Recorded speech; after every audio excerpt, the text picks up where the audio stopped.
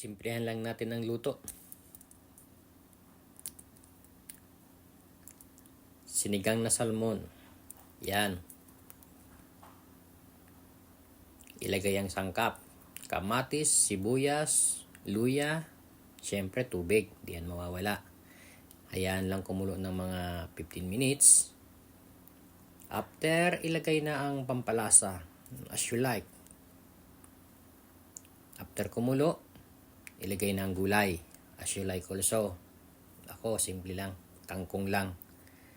Hayaan lang kumulo ng mga 3 minutes. Then, takpan.